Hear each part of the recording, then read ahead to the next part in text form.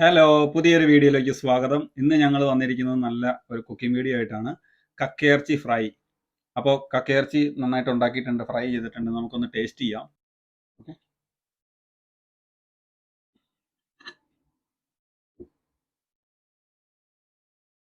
നമുക്കൊന്ന് ടേസ്റ്റ് ചെയ്യാം.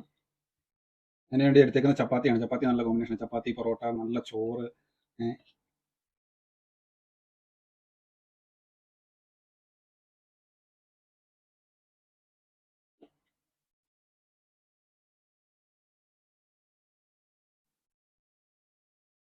ഞാൻ കുറേ വർഷങ്ങൾക്ക് മുമ്പാണ് ഈ കക്കയിറച്ചി കഴിച്ചത്. കുറേ വർഷമായി. അപ്പോൾ അതിപ്പിന്നെ ഇപ്പോഴാണ് കഴിക്കുന്നത്. നല്ല അടിപൊളി ടേസ്റ്റാണ്, ഒന്നും പറയാനില്ല. അപ്പോൾ നമ്മുടെ കക്കയിറച്ചി എങ്ങനെ ഉണ്ടാക്കി എന്ന് നമുക്ക് വീഡിയോ കാണാം. സിമ്പിൾ ആയിട്ട് കുക്ക് ചെയ്തതാണ്. നമ്മൾ വലിയ കുക്കൊന്നുമല്ല. സിമ്പിൾ ആയിട്ട് സാധാരണക്കാർക്ക് ഉണ്ടാക്കാൻ പറ്റുന്ന രീതിയിൽ ഉണ്ടാക്കിയേക്കുന്നതാണ് കേട്ടോ. അപ്പോൾ വീഡിയോയിലേക്ക് പോകാം.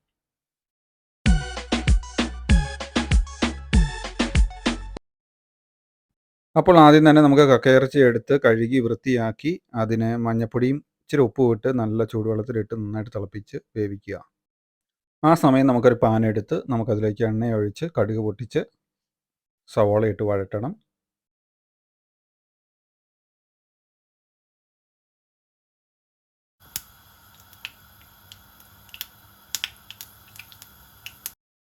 കടുക് പൊട്ടിക്കഴിയുമ്പോൾ നമുക്ക് സവോള ഇട്ട് കൊടുക്കാം.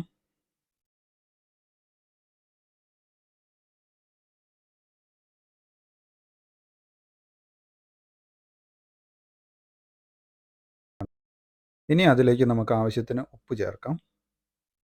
എന്നിട്ട് നന്നായി ഇളക്കി കൊടുക്കുക. സവോള ഏകദേശം ബ്രൗൺ കളറാകുമ്പോൾ നമുക്ക് കുറച്ച് ഇഞ്ചി പേസ്റ്റും വെളുത്തുള്ളി പേസ്റ്റും ചേർക്കാം. അത് കഴിഞ്ഞ് കുറച്ച് കരിവേപ്പില ആഡ് ചെയ്യാം. എന്നിട്ട് നന്നായിട്ട് മിക്സ് ചെയ്യുക. അടി പിടിക്കാതെ നോക്കണം. നമ്മൾ ഇഞ്ചിയും വെളുത്തുള്ളി പേസ്റ്റും ഇടുമ്പോൾ അടി പിടിക്കാൻ സാധ്യതയുണ്ട്. ഇഞ്ചി വെളുത്തുള്ളി പേസ്റ്റിൻ്റെ പച്ചമണം പോകുന്നവരെ ഇളക്കി കൊടുത്തതിന് ശേഷം നമുക്ക് സ്പൈസസ് ചേർക്കണം. ആദ്യം നമുക്ക് മഞ്ഞൾപ്പൊടി, ഗരം മസാല, കുരുമുളക് പൊടി, പിന്നെ മുളക് പൊടി ചേർത്ത് നന്നായിട്ട് ഇളക്കി കൊടുക്കുക.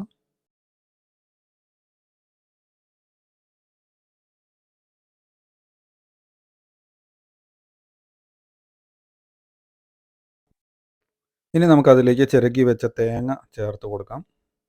എന്നിട്ട് നന്നായിട്ട് ഇളക്കുക.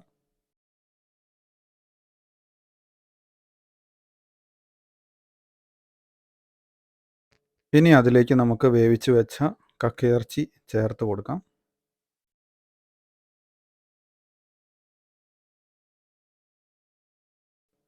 ഇനി നമുക്ക് നന്നായിട്ട് അത് മിക്സ് ചെയ്ത് കൊടുക്കണം. അത് കഴിഞ്ഞ് നമുക്ക് മൂടി വെച്ച് കുറച്ച് നേരം മൂടി വെക്കാം.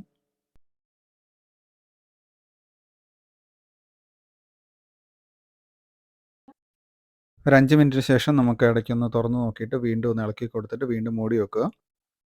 അത് കഴിഞ്ഞ് നമുക്ക് കുറച്ച് കുരുമുളക് പൊടിയും കൂടെ ആഡ് ചെയ്ത് കൊടുക്കാം.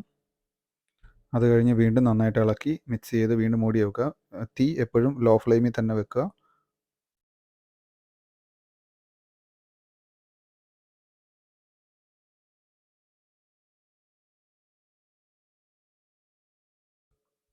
അപ്പോൾ നമ്മുടെ ഇവിടെ കക്കയിറച്ചി ഇവിടെ റെഡി ആയിട്ടുണ്ട്. നമുക്കത് പ്ലേറ്റിലേക്ക് സെർവ് ചെയ്യാം.